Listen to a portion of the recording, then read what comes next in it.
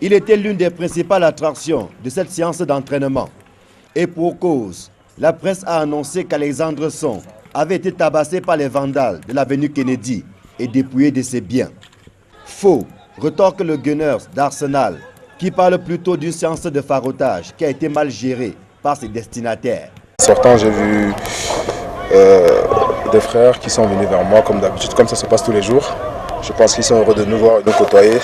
Ça les donne du bon cœur et je pense que je suis venu vers eux. Et j'ai demandé qu'ils désignent une personne pour que je puisse donner des sous parce que vous savez, quand on parle d'affaires d'argent, deux fois, il y a un malentendu. Donc ils ont désigné une personne et quand je voulais donner, ça a créé un peu de l'amalgame parce que tout le monde voulait des sous et après j'ai demandé que non, que c'est pas comme ça, donc il faut qu'ils amènent une personne. Et après, vu comme il y avait du monde, donc j'ai demandé qu'on essaye un peu de s'écarter. Après, je suis allé me mettre à l'abri pour appeler un peu. Alexandre Song se porte donc bien, tout comme ses coéquipiers qui ont pris part à la séance de ce mercredi matin. N'empêche que la défaite concédée dimanche face à la Libye est restée en travers de la gorge. Elle a ravivé une tension que la victoire acquise une semaine avant devant la RDC avait commencé à diminuer. Le public est donc fâché devant l'impuissance qu'affichent les Lions indomptables du Cameroun.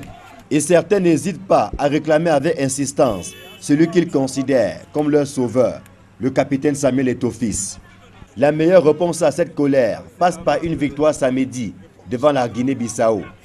Une équipe que les poulains de Denis Lavagne ont eu du mal à battre à l'aller, 1-0. On se rappelle que c'est Choupo-Moting qui avait évité le naufrage sur action personnelle. Samedi prochain, les Lions doivent plus que jamais montrer leur capacité de réaction après la douche froide reçue en Tunisie dimanche. On a fait une remise à niveau en fonction de l'état de fatigue, puisqu'il y avait des joueurs qui ont entre 10 et 11 mois de saison déjà derrière eux. Donc on a vraiment fait un travail individualisé avec le corps médical. Ces gars, ils sont conscients de la situation et veulent en même temps aussi relever le défi parce que nous sommes une équipe attendue.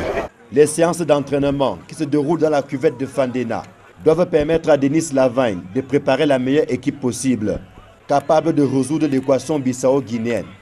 La victoire est impérative pour assurer le public et poursuivre le chemin qui mène à la CAN 2013.